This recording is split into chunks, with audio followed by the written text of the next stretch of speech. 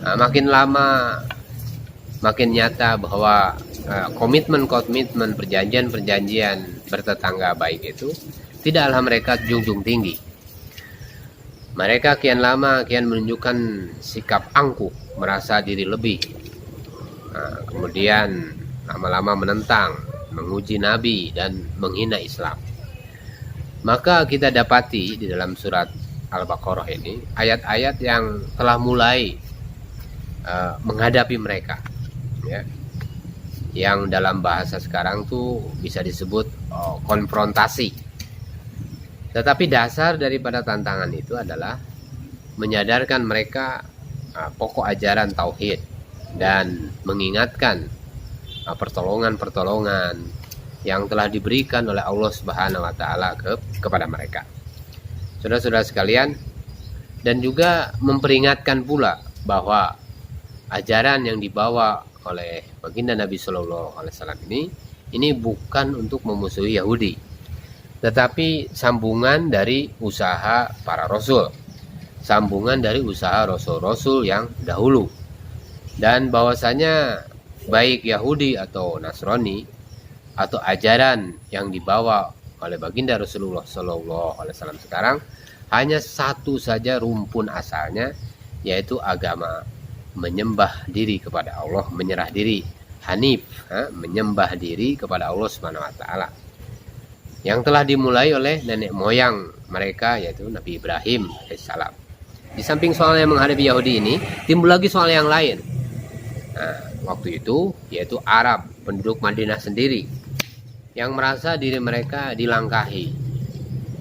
Sebab apa? Sebab kedatangan Rasulullah SAW ke Madinah, selama ini pimpinan, ya, atau leadership itu dipegang oleh mereka. Tetapi sejak Rasulullah SAW datang, mereka merasa tersingkir. Akan tetapi akan dihadapi secara kacar, ternyata telah kalah, sebab pandangan orang ramai atau opini public opini telah menerima baginda Rasulullah SAW. Inilah yang menjadi kaum munafik, yang disebut kaum munafik yang diketahui oleh Abdullah bin Ubay. Kaum munafik ini menjadi penyakit, duri dalam daging, dalam tubuh masyarakat Islam. Di hadapan mereka mengakui beriman, di hadapan orang yang beriman, di belakang orang yang beriman mencemooh dan berusaha dalam segala kesempatan untuk menghambat terbentuknya kekuatan Islam, kekuatan kaum muslimin. Kalau mereka perlu dan ada keuntungan, mereka sudi berkawan dengan kaum Yahudi itu. Jadi kepentingan mereka memegang pragmatis. Mereka orang-orang yang mengandalkan kepentingan dan melakukan sesuatu karena kepentingan. Dan kalau ada serangan dari pihak Quraisy, mereka dengan sembunyi-sembunyi menyatakan persetujuan. Adapun orang Quraisy di Mekah sendiri, berpindahnya Rasulullah SAW ke Madinah adalah sangat mencemaskan mereka. Sebab apa? Sebab sudah terang bahwa Muhammad SAW di Madinah akan kuat dan teguh. Mereka pun lalu menyusun terus strategi dan kekuatan untuk membunuh Islam ini, dan yang sudah mulai tumbuh di Madinah waktu itu. Dan kabilah-kabilah Arab di luar Makkah dan Madinah, karena masih menganggap kaum Quraisy ini pimpinan mereka, maka mereka pun turut konfrontasi dengan baginda Rasulullah SAW. Turut juga oposisi terhadap baginda Rasulullah SAW. Itulah 3 front yang dihadapi di Madinah pada masa itu. Saudara-saudara sekalian, tentu saja di antara ketiga front itu, front Yahudi lah yang lebih meminta perhatian. Lantaran itu maka soal-soal membuka kecurangan dan ketidakjujuran Yahudi, lalu mengajak mereka kepada jalan yang benar, ini banyak terdapat di dalam surat Al-Baqarah ini. Dan terdapat pula membuka kecurangan, pengkhianatan daripada kaum munafik, ya.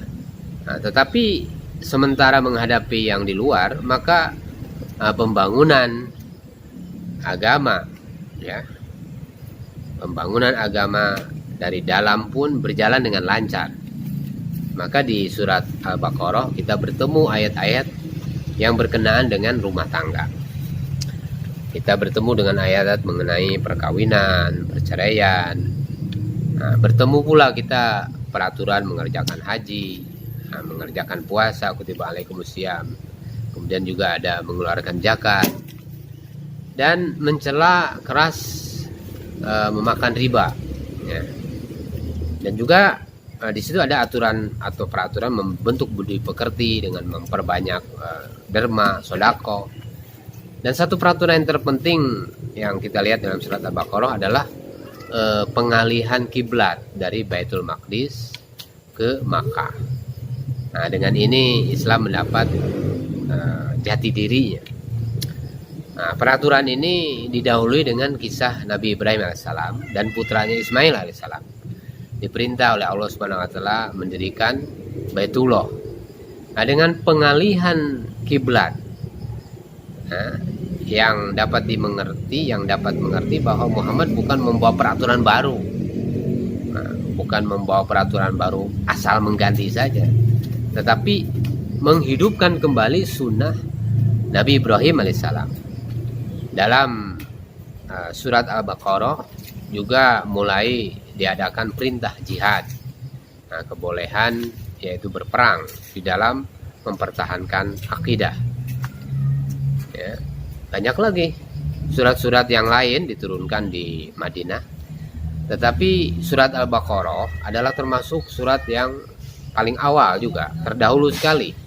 Nah, meskipun ada juga beberapa ayat yang kemudian datangnya dimasukkan ke dalam susunan surat Al-Baqarah karena hubungan isinya.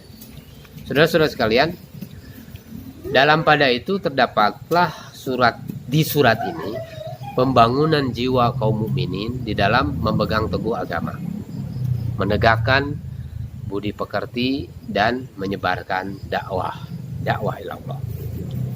Ya.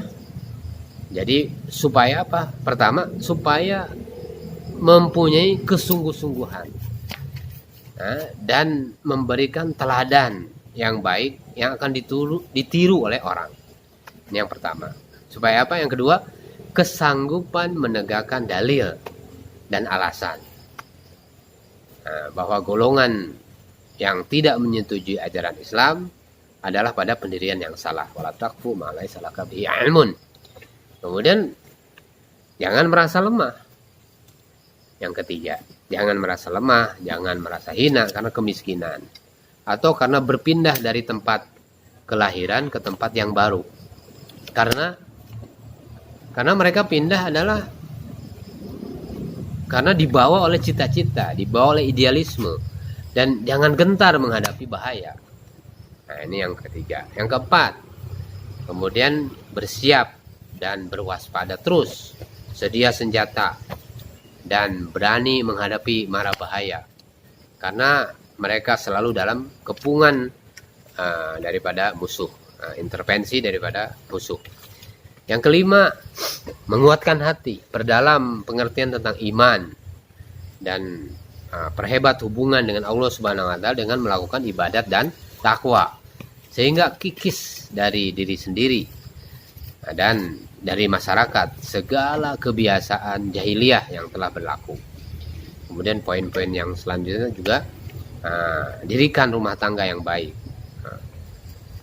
suami istri yang tentram, sakinah mawaddah warahmah, alirkan pendidikan yang baik kepada anak, dan sebarkan cinta kepada sesama manusia, kepada keluarga terdekat, anak yatim, orang fakir miskin. Nah, ini intisari-intisari, ya. Nah, dari surat Al-Baqarah, yang akan disempurnakan lagi dalam surat-surat berikutnya.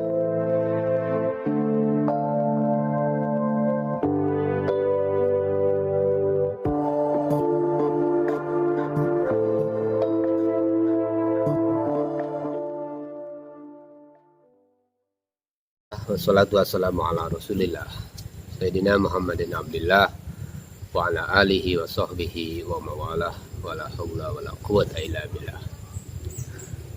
Amma ba'du.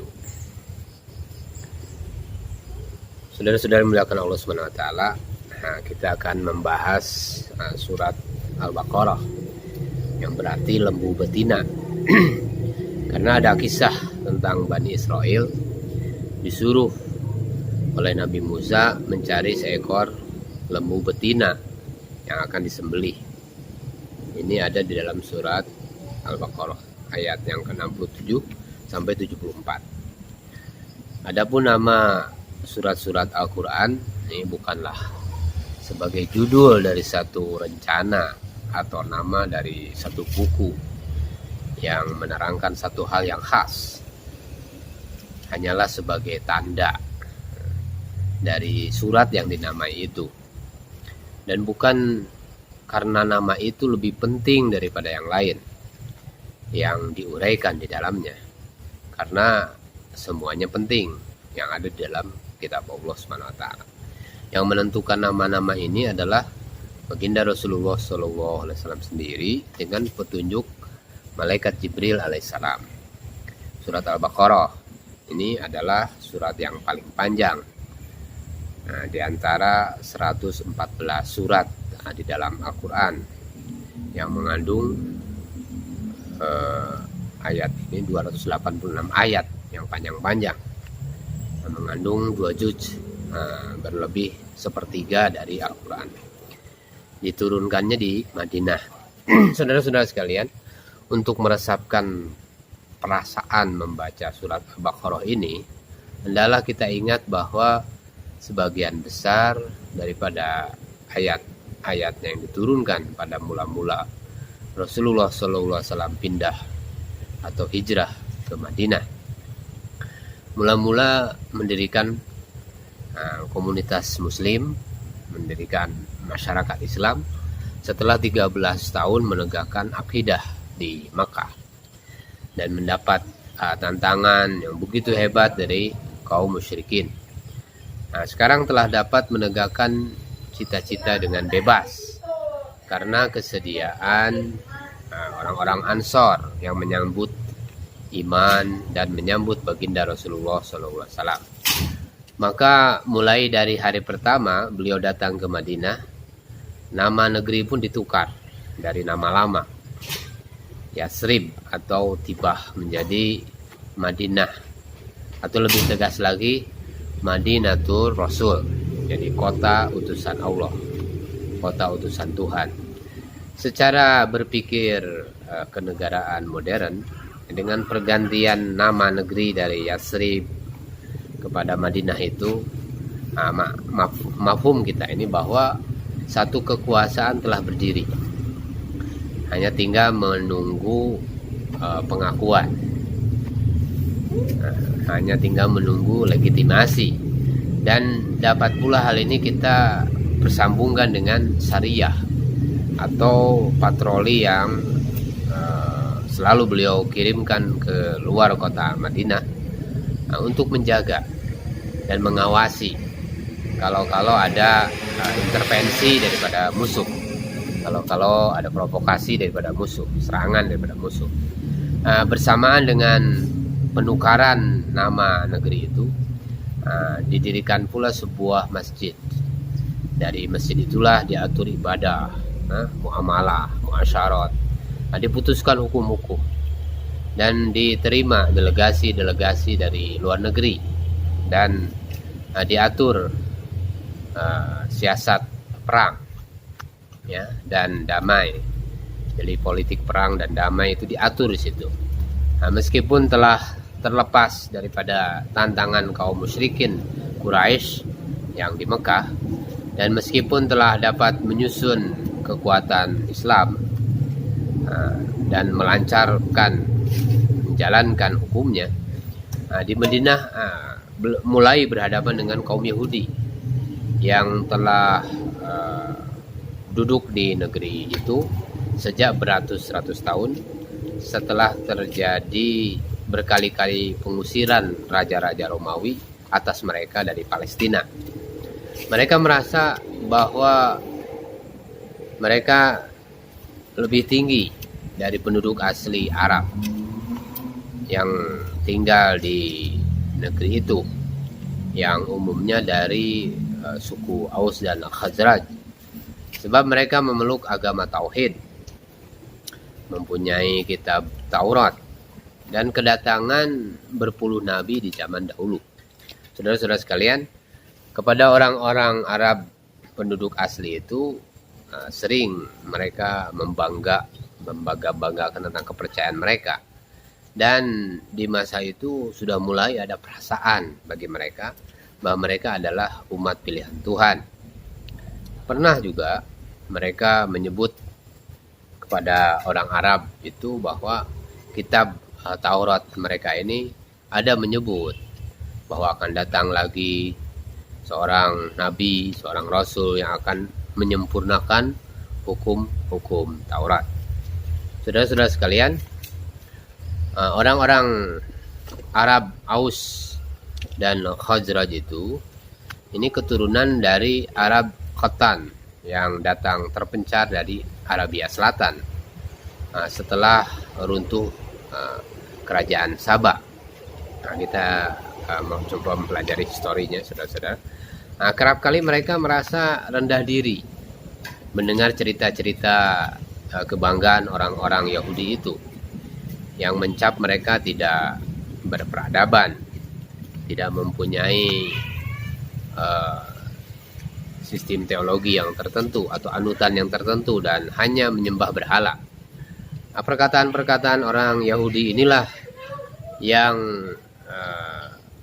sebagian besar mendorong mereka, bila mereka telah mendengar bahwa seorang nabi telah lahir di Makkah, mereka datang sembunyi-sembunyi mempelajari bagaimana keadaan nabi itu yang sebenarnya.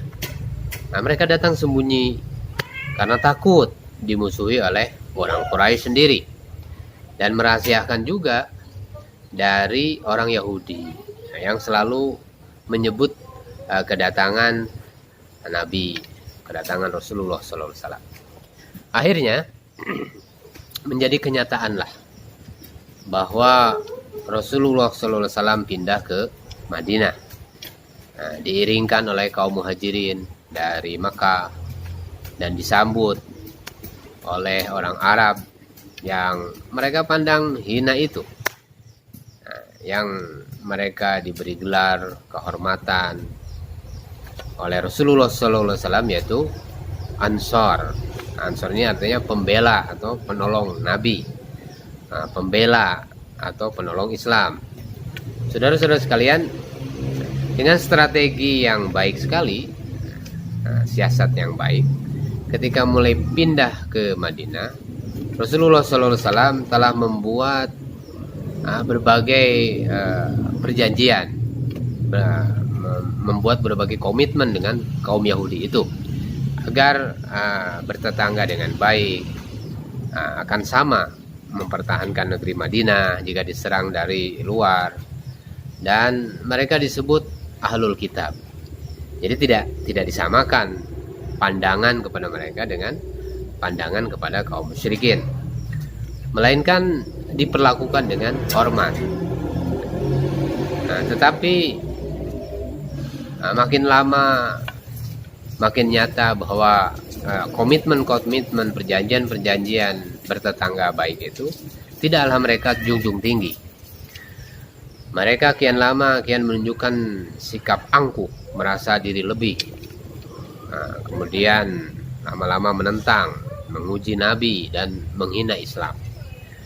Maka kita dapati di dalam surat Al-Baqarah ini ayat-ayat yang telah mulai menghadapi mereka, ya, yang dalam bahasa sekarang tuh bisa disebut konfrontasi. Tetapi dasar daripada tantangan itu adalah menyadarkan mereka pokok ajaran tauhid dan mengingatkan pertolongan-pertolongan yang telah diberikan oleh Allah Subhanahu wa taala kepada mereka.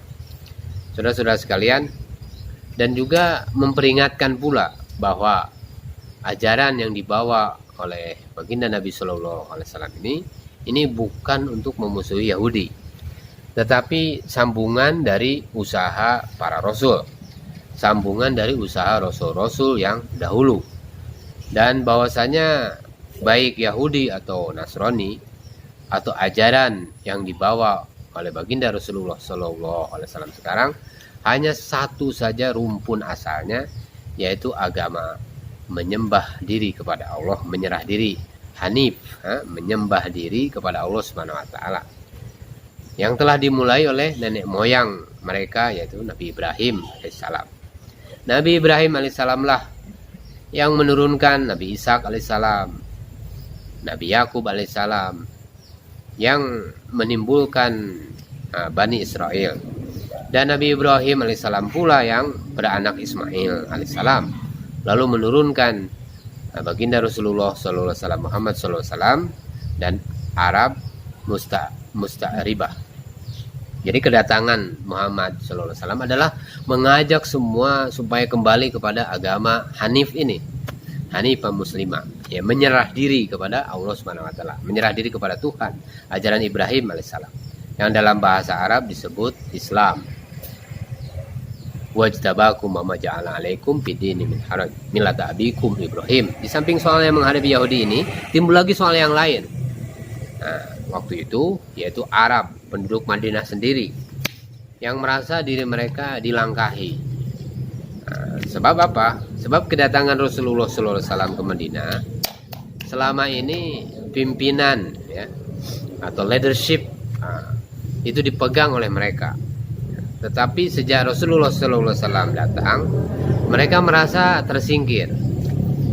Akan tetapi akan dihadapi secara kacar, ternyata telah kalah, sebab pandangan orang ramai atau opini publik opini telah menerima baginda Rasulullah SAW. Nah, inilah yang menjadi kaum munafik, yang disebut kaum munafik, yang diketahui oleh Abdullah bin Ubay.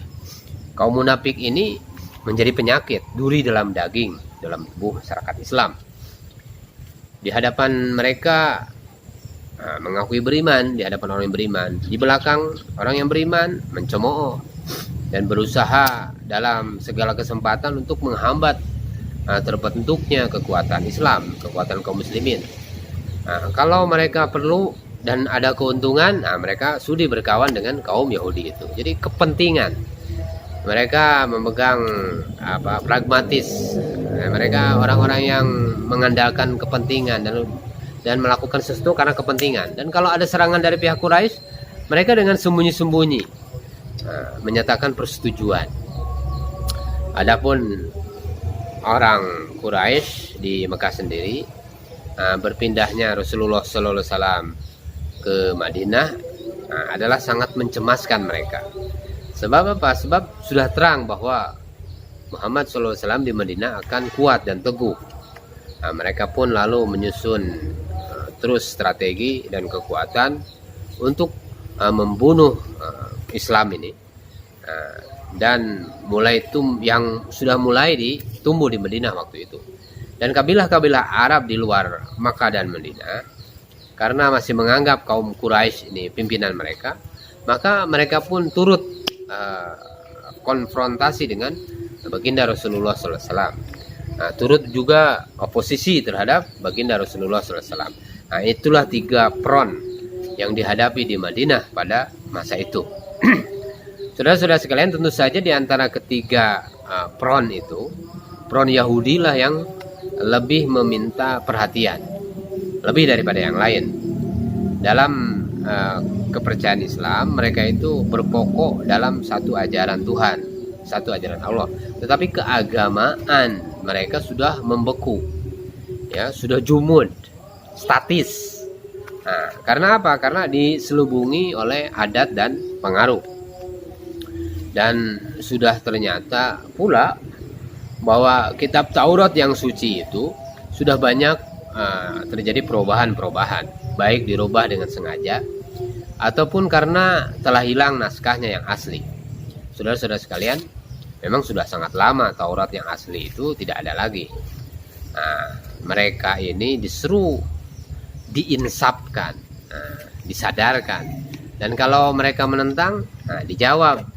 Konfrontasi mereka itu, tantangan mereka itu dengan setimpal.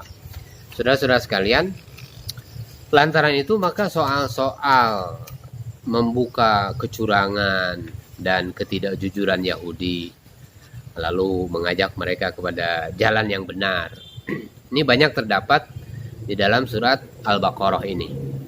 Dan terdapat pula membuka kecurangan, pengkhianatan daripada kaum munafik, ya. Nah, tetapi sementara menghadapi yang di luar, maka pembangunan agama, ya, pembangunan agama dari dalam pun berjalan dengan lancar. Maka di surat Al-Baqarah kita bertemu ayat-ayat yang berkenaan dengan rumah tangga. Kita bertemu dengan ayat mengenai perkawinan, perceraian. Nah, bertemu pula kita peraturan mengerjakan haji, mengerjakan puasa, kutiba alaikumusiyam. Kemudian juga ada mengeluarkan zakat dan mencela keras memakan riba, ya. Dan juga di situ ada aturan atau peraturan membentuk budi pekerti dengan memperbanyak derma, sodako. Dan satu peraturan yang terpenting yang kita lihat dalam surat Al-Baqarah adalah pengalihan kiblat dari Baitul Maqdis ke Makkah. Nah, dengan ini Islam mendapat jati dirinya. Nah, peraturan ini didahului dengan kisah Nabi Ibrahim alaihissalam dan putranya Ismail alaihissalam. Diperintah oleh Allah Subhanahu wa taala mendirikan Baitullah. Nah, dengan pengalihan kiblat, yang dapat mengerti bahwa Muhammad bukan membawa peraturan baru. Nah, bukan membawa peraturan baru asal mengganti saja, tetapi menghidupkan kembali sunnah Nabi Ibrahim alaihissalam. Dalam surat Al-Baqarah juga mulai diadakan perintah jihad. Nah, kebolehan yaitu berperang di dalam mempertahankan akidah, ya. Banyak lagi surat-surat yang lain diturunkan di Madinah, tetapi surat Al-Baqarah adalah termasuk surat yang paling awal juga, terdahulu sekali. Nah, meskipun ada juga beberapa ayat yang kemudian datangnya dimasukkan ke dalam susunan surat Al-Baqarah karena hubungan isinya. Saudara-saudara sekalian, dalam pada itu terdapatlah di surat ini pembangunan jiwa kaum mukminin di dalam memegang teguh agama, menegakkan budi pekerti dan menyebarkan dakwah ilallah. Ya.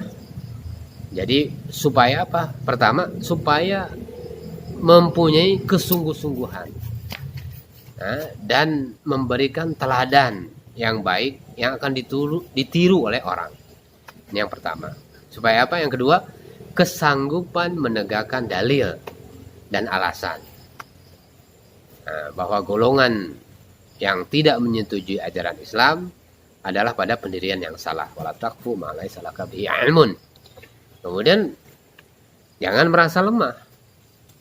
Yang ketiga, jangan merasa lemah, jangan merasa hina karena kemiskinan atau karena berpindah dari tempat kelahiran ke tempat yang baru. Karena mereka pindah adalah karena dibawa oleh cita-cita, dibawa oleh idealisme, dan jangan gentar menghadapi bahaya.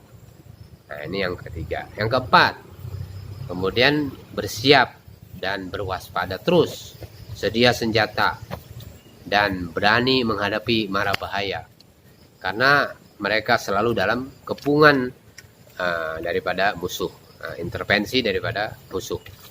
Yang kelima, menguatkan hati, perdalam pengertian tentang iman dan perhebat hubungan dengan Allah Subhanahu wa taala dengan melakukan ibadat dan takwa, sehingga kikis dari diri sendiri dan dari masyarakat segala kebiasaan jahiliyah yang telah berlaku. Kemudian poin-poin yang selanjutnya juga dirikan rumah tangga yang baik,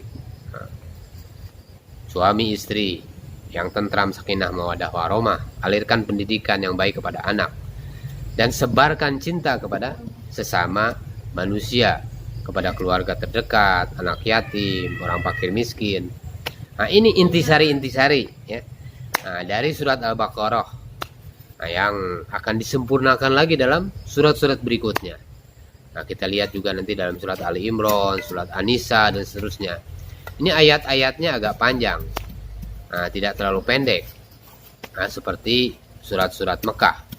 Saudara-saudara sekalian, demikian umumnya surat-surat Madinah, sebab ialah karena dia sudah banyak memperincikan hukum. Jadi rincian hukum ini sudah disebutkan di sini. Apalagi karena telah bercampur dengan menghadapi orang Yahudi. Jadi bagaimana menghadapi orang Yahudi, ya. Kemudian juga yang mereka ini yang bahasa Arab mereka tidak sepasi bahasa Arab yang dipakai oleh orang Quraisy di Mekah. Jadi ini kira-kira beberapa intisari dan pendahuluan. Nah, sebelum kita mencoba buat tadhkirah dan juga sebelum kita mendalami daripada ayat-ayat di dalam surat Al-Baqarah ini, semoga ini menjadi tuntunan bagi kita dan menjadi tadhkirah bagi kita di sore hari ini. Semoga Allah Subhanahu wa taala memberikan kepada kita ilmu yang bermanfaat dan Allah Subhanahu wa taala mengekalkan kita dalam hidayah dan kita bisa membawa manusia kepada ilmu dan juga membuat terang kepada hati-hati mereka sehingga mereka bisa dibawa kepada iman dan amal. Cukup dulu. Subhanallah bihamdi, subhanakallahumma bihamdika, asyhadu an la ilaha illa anta, astaghfiruka wa atubu ilaik.